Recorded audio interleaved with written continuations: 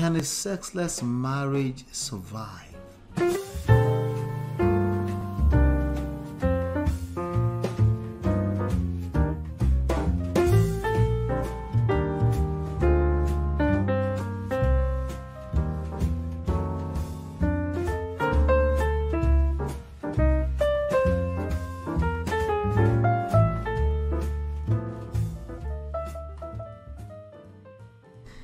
All right, so can I ask you? You want to ask me? Yes.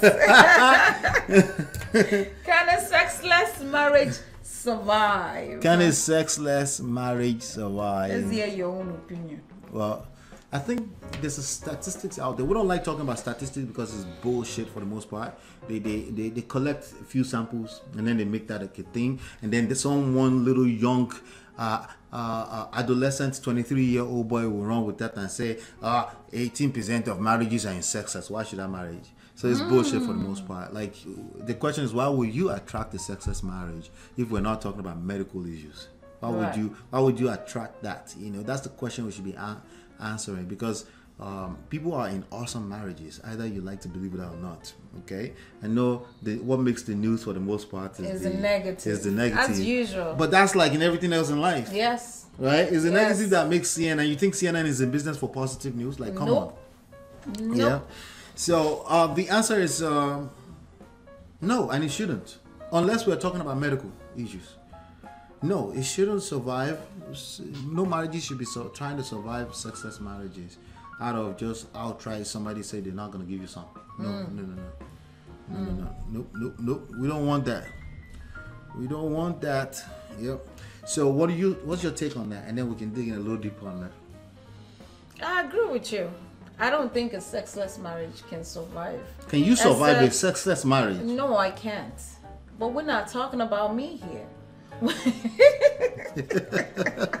Maybe there's somebody out there that is surviving a sexless You never marriage. know. But I can guarantee you they are also miserable. I don't think You can guarantee some people are just not into sex like that. You don't think? The two of them, you're right. If they both are not into sex like that, they don't care for it. I still think they're weirdos, but maybe they can survive, you know. But for the most part, if you love sex and you're in a sexless marriage, that's not going to survive. It's a matter of time. It's either you're cheating or something's going to destroy that marriage at the end of the day. Right. And I don't think it's fair for anyone to be in a sexless marriage.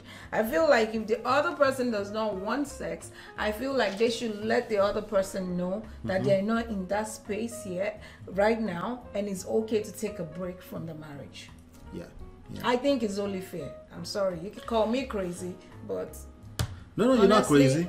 So me as a man, I'll speak for most of the fellas right now that it's absolutely unfair for anyone to be in a except if marriage. It's medical, like you said. Yeah, we're not talking about medical issues. Yeah. Because if it's medical, everyone will be clear on that, hopefully, and then you can seek consulting with medical professionals that can help you. And there are solutions.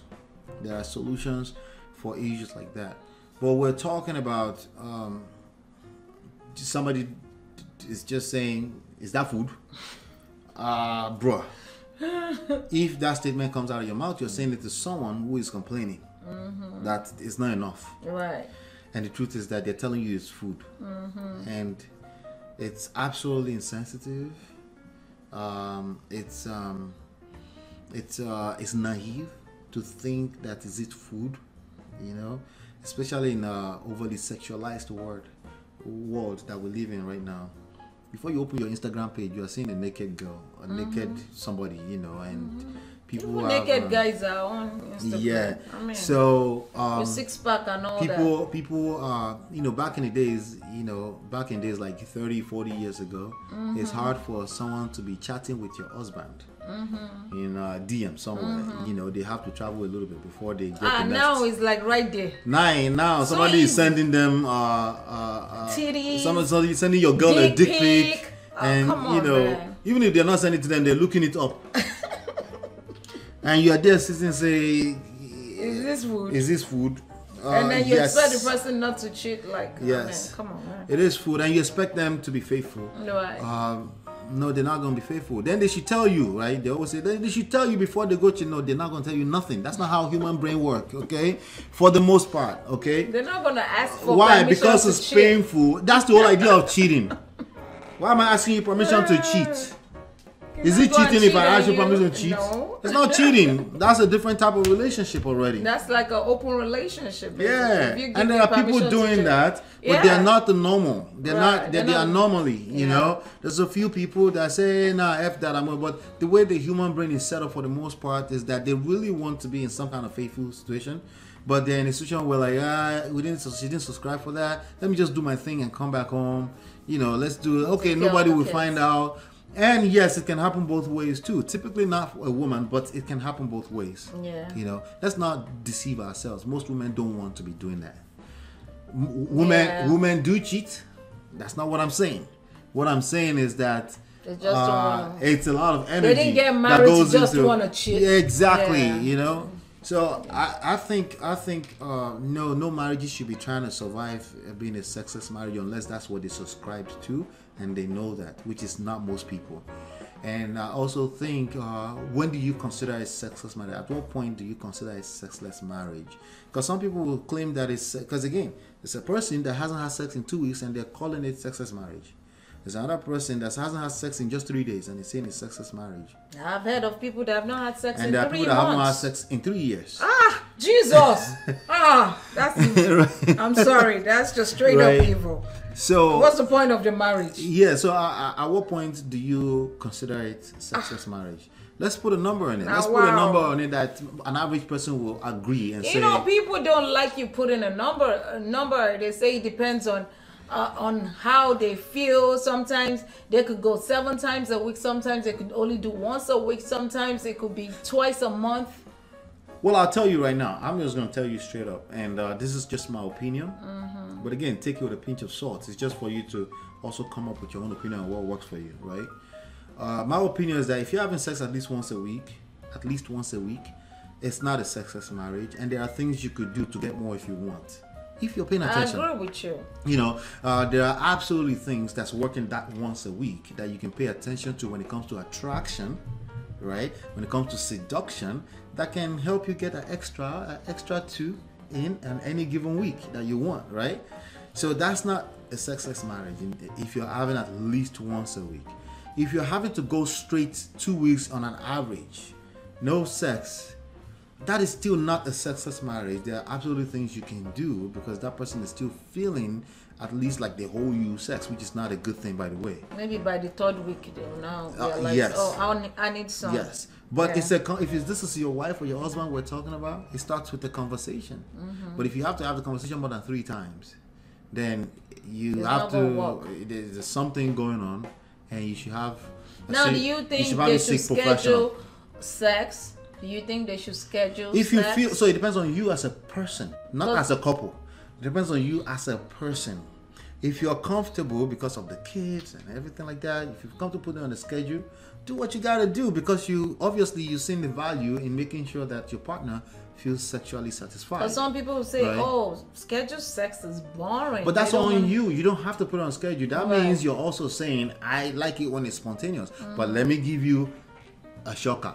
But what they don't understand is some people ain't getting it at all. So they will take scheduled sex over nothing. Let me give you a shocker if you are saying that I like it spontaneous. If you're saying I like it spontaneous and you leave your husband or your Right. wife hanging for 6 months, Ha. well, you say you like it spontaneous and that's your excuse, right? That's a problem. That's problematic and it can destroy your marriage. And I hope that you care about your marriage. Right. It can destroy your marriage. Never mind that he's holy, he's a pastor, he's an evangelist. It doesn't matter. They're humans, okay? It doesn't matter. Take it from me. What about people who their excuses? They are fasting. Because I've had pastors' wives. The same thing I just said. The same thing I just said about you like it spontaneous and you go 6 months. The same thing goes with the fasting. If Yeah, you're always walking with fasting the and fasting and you leave your partner hanging, right? Also have the expectation that anything goes. And no, they're not going to come and tell you they're going to cheat. No, that would destroy the whole process. That's going to make it a lot harder for them from a mental, emotional, standpoint. You know. Oh, a better way to actually do it. If you know you want to fast, you let your spouse know. But you said consistently. Even if you let me know consistently, that's not good. Like, you know, pastor is just doing this. Every other day you come to me and say I'm praying, or every other day I open your clothes and you say I'm fasting right now. God, I'm with the Lord. See, you're communicating, but it's not working. You're communicating, but it's still not working. Oh, so it is well. No, so I don't think that flies. So I will say, if you notice that you're going, it feels like 3 months. It doesn't have to be exactly 3 months. If it feels, man, like 3 months you're going and you're in a sexless marriage, something has to be done about that. Okay? You need professional help. If you're watching this video, because you wouldn't be watching this video if it's not an issue, right? If you're watching this video, it's an issue. If it already feels like 3 months, okay, you should talk about it. You should come up with a plan, okay, together.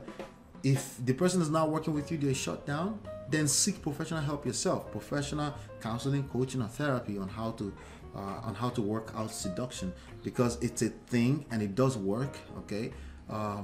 Especially if you're married to this person, especially if they're human. If that person is a human being, then it does work, okay? It might be and when I say seduction, I'm not talking about the candlelight precisely. That could be a part of it, but I'm not talking about the candlelight or any of those kind of thing like that. On. No, that's not what I'm talking about. No. It goes a lot beyond the physical. It starts from an emotional standpoint. Right. It starts from somebody feeling safe and secure enough for them to get wet. You know, those are the kind of things I'm talking about, or to feel moist. Either way.